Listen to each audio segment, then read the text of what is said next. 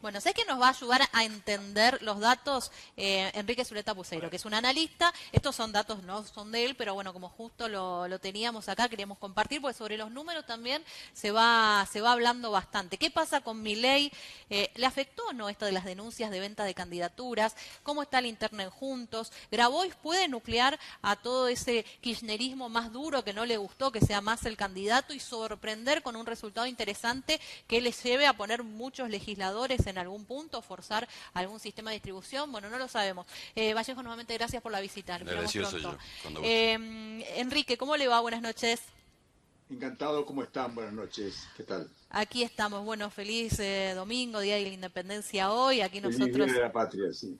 sin duda. Bueno, recién nos llegó un trabajo, lo estábamos compartiendo y, digamos, las diferencias son tan exiguas en algunos casos que muchos, digamos, abren el paraguas y decir todo está dentro del margen de error.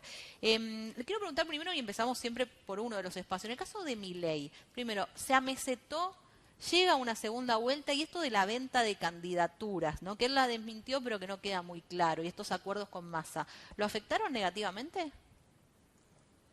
Bueno, Milei fue candidato que tuvo hasta el mes de, digamos, hasta la nominación de Massa, estuvo cerca del 20%.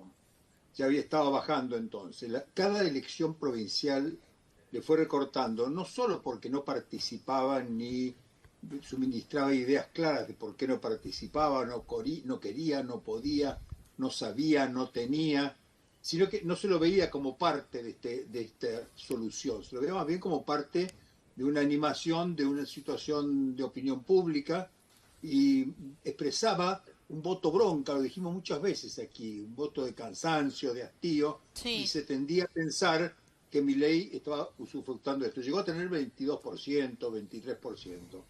Sin embargo, está claro, después de haber votado más de la mitad de la población, que Milei no es el depositario de esos votos. Esos votos han ido claramente hacia posiciones de abstención electoral, en algunas provincias de voto en blanco y en algunas provincias de voto en blanco y de anulación del voto, como por ejemplo Mendoza.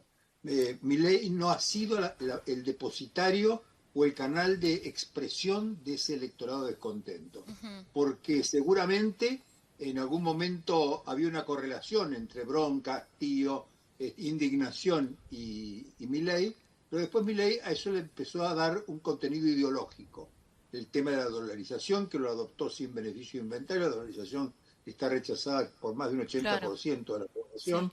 Entonces era una cuestión económica muy liberal, no solo libertaria, sino en el sentido de mercados, que no tener ningún problema en acercarse con cualquiera que estuviera de acuerdo a las ideas de libertad, como decía él. Y esto me parece lo fue deteriorando, lo hizo poco interesante, ya ha votado más de la mitad de la población adelantando las elecciones, son elecciones provinciales, Sí. no le dicen todo lo que puede ser. Ahora, en las encuestas, la nacional última, nosotros tenemos claramente por debajo del 10%. A Más ustedes lo bien, tienen, para Enrique, disculpa que te interrumpa, ¿ustedes lo tienen por debajo del 10% a Milei hoy para las sí, PASO? sí, nosotros tenemos entre el 8 y el 11% más o Bueno, menos. por eso nos llamaba la atención del Bueno, último. es que eso es lo que ocurrió después de la nominación de Massa. Después de la nominación de Massa Ajá. ha habido un cambio muy importante.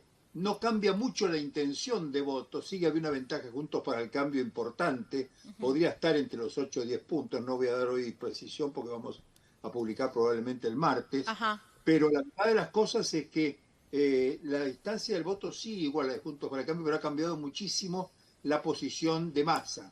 Massa es en este momento es tal vez el candidato más valorado, con más soluciones, con más posibilidades. Por supuesto, eso no se le traslada al voto, pero hay un reconocimiento de él y cosas como la de hoy con el gasoducto y una cantidad de cosas que está haciendo Massa le brindan un reconocimiento. No lo ven como candidato suficientemente fuerte para resistir el embate de la oposición, pero ha mejorado mucho la posición. Yo no dudaría que en las próximas semanas, yo diría próximas 2 semanas, Massa va a estar seguramente en una posición más cercana. No para ganar las pasos, pero sí mucho más cerca de lo que estaba en esos 12, 14 puntos que tenía el día que fue incorporado como candidato. Bien. Y entre Larreta y Bullrich, Enrique, ¿qué información tenés? No, no, yo creo que nuestra encuesta puede equivocarse porque no son encuestas preparadas para ver lo que pasa dentro del voto de Juntos para el Cambio, sino en general. pero yo me animaría a decir que Burri le lleva bastante ventaja a Rodríguez Larreta. Posiblemente lo pueda llegar a sacar un 20 o hasta 25% de votos de ventaja. Ahora, es una candidata mucho menos preparada, expresa algo de ese voto disruptivo que le veíamos a Milei, es casi diría la depositaria de eso, pues de allí seguramente que el gobierno va a intentar polarizar con ella y no con Rodríguez Larreta, porque el electorado de Rodríguez Larreta se superpone casi exactamente con el electorado de Massa. No del peronismo ni del kirchnerismo, pero sí de Massa, que tiene mitad de votos de adentro del peronismo y otra mitad de votos independientes, que estaban casi en 20%, en una posición de no votar hasta hace 15 días cuando apareció Massa nominado. Fue una candidatura que unificó al peronismo y de alguna manera lo llevó a la posibilidad de un balotaje. No claramente todavía a ser competitivo, pero sí a la posibilidad del balotaje. ¿Qué tal, Enrique? Buenas noches. ¿A ¿Qué tal? dónde van los votos de los futuros votantes que sienten frustración por la situación actual? Bueno, es posible que vuelvan a repetir lo que han hecho en todas las provincias sin excepción, que vayan a la abstención, a no votar o al voto en blanco. Se van a hacer muchos esfuerzos para que la gente vote, pero nadie está muy convencido de que le convenga que la gente vote. En el caso de Córdoba, por ejemplo, se hizo una fuertísima campaña para que la gente votara y no hubiera abstención. Hubo una abstención muy fuerte, como del 15%, y eso perjudicó notablemente a Schiaretti. Un ejemplo de que el mayor voto no beneficia notablemente necesariamente al que gobierna, sino todo lo contrario. Esa extensión del 15% se trasladó a una situación en la cual Schiaretti sacó apenas 3,5% de ventaja. Ganó porque Yarlora, que es el candidato, ha sido un gran intendente en la ciudad de Córdoba, en Córdoba hizo una gran diferencia y logró empatar a los departamentos del sur. O sea, ¿qué pasa? No necesariamente esa abstención tiene que ver solamente con el gobierno, también tiene que ver con la oposición y sobre todo la dificultad de la oposición para no solo unificar candidaturas, sino para Ahora, decir algo Enrique, con sentido, con fuerza Enrique, para sustituir al gobierno. el tipo que está frustrado con la situación actual, desencantado, si querés, el tipo no analiza el discurso de Milei, lo encuentran como un canal de expresión. Sí, eso creíamos, pero no ocurrió. No ¿Cómo? fue un canal de expresión, No, no no, fue un pero canal de expresión. lo que pasa es que el voto de Milei en las provincias es distinto porque tiene muy pocos referentes, no los tuvo Bueno, prácticamente. vamos a ver, no lo vemos en las encuestas. Yo pensaba lo mismo que pensás vos, y lo pensábamos sobre la base de lo que decían las encuestas, pero después vimos una mezcla, vamos a decir, de necesidad de la gente de encontrar alguna forma más rotunda de expresar el descontento, y fue ni más ni menos no votar o anular. En Mendoza quintuplicó la anulación del voto. Gente que fue a votar y votó en blanco, gente que fue a votar y anuló el voto. No es gente que se abstuvo de ir a votar. Lo de Milei aparece en cambio como una cosa un poco extravagante, estrafalaria, no ha logrado el darle un contenido. Además, todas estas anécdotas que se están multiplicando todos los días respecto al tema de la compra de los puestos, la situación con ciertos candidatos a los cuales los acogía en la campaña y los negaba a la hora de los resultados.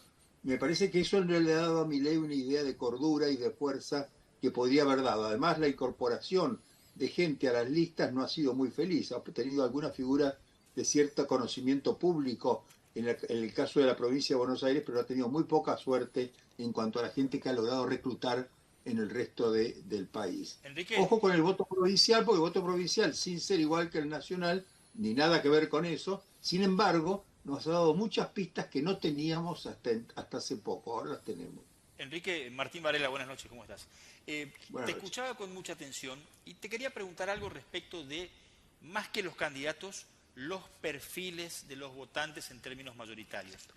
Porque no son muchos los que dicen, hace falta un gobierno moderado, y otros que dicen, hace falta un gobierno duro para dejar atrás todo lo que ha pasado en los últimos años. Y ahí entra, de alguna manera, una discusión central de las futuras elecciones, porque mucha gente ve a Rodríguez Larreta como moderado, a Massa como moderado y como duros a Milei y a Patricia Bullrich. Estaba viendo un promedio de consultorías diferentes en las últimas elecciones y se observa algo constante, una caída de Milei, como vos venís marcando, y un crecimiento de Patricia Bullrich, pero también una mayoría de gente más dura en el electorado que gente que optaría por candidatos moderados. ¿Vos cómo lo ves? Hay un clásico de este tipo de elecciones, no de respecto a Pasos, porque Pasos es un invento argentino, pero tomo nota de la literatura que se refiere a cuando hay elecciones primarias, como en Estados Unidos, que no son obligatorias y simultáneas, pero son primarias. Se le llama el triatlón. El triatlón es que en la primera etapa de la campaña priman los halcones, los extremos. Los que destacan son los que tienen posiciones fuertes. En la segunda etapa, que es un poco después de las PASO, termina siendo un voto más moderado, y el más moderado es el que saca ventaja. En la tercera etapa del triatlón, cuando hay un balotaje, como en el caso argentino, todos son socialdemócratas de estilo Alfonsín y van recitando el preámbulo, ¿te das cuenta? Ahora, sí, los que van a ganar son los candidatos que tengan esa capacidad de metamorfosis y de adaptarse a las tres etapas. Te interrumpo brevemente porque me pareció que tu respuesta podía ir por ahí. Rodríguez Larreta, ¿no se equivocó en la estrategia? ¿No vio el primer tramo del triatlón y está en situación de riesgo? Bueno, por eso se apresuró y planteó lo de Gerardo Morales en el medio del incendio de Gerardo Morales. Nadie se hubiera juntado con Gerardo Morales. Ahora, más halcón que Gerardo Morales, imposible. Y las semanas que viene, Jujuy va a estar de nuevo en el candelero. Era incorporar a Gerardo, porque Gerardo es, digamos, el más halcón que Bullrich y que todos. El caso de Jujuy era en el medio del incendio de Jujuy incorporarlo. Eso fue una jugada arriesgada, podía haberla evitado, y no la evitó, lo asumió, porque tampoco Gerardo Morales representaba el radicalismo. Hay un radicalismo mucho más fuerte que está afuera. Allí está Cornejo del otro lado, Sanz, Loredo, que puede llegar a ganar la ciudad de Córdoba dentro de 2 semanas. Entonces, está dividido el radicalismo. Tomó del radicalismo la parte más dura y alguien que tuviera las credenciales absolutamente indiscutibles de halcón y de tener una posición durísima contra todo lo que significara movilizaciones o, vamos a decir, respuestas o reacciones espontáneas a las políticas de cambio. Yo creo que Rodríguez Larreta está tratando de hacer eso, y si uno lo sigue de cerca, la dificultad de Rodríguez Larreta es entender lo que está pasando. Tuvo un primer error, me parece grave, al hacer el acuerdo de tratar de meter al gobernador de Córdoba, sin darse cuenta que Córdoba estaba casi perdiendo las elecciones. Schiaretti ganó por 3,5 puntos, ya no hay el modelo cordobés.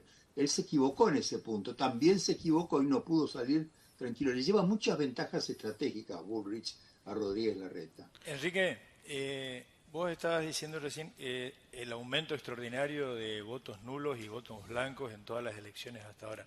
Uno presume que, salvo obviamente los aspectos provinciales, en general esos son votos descontentos con el actual oficialismo, pero que no encuentran canalización en las oposiciones.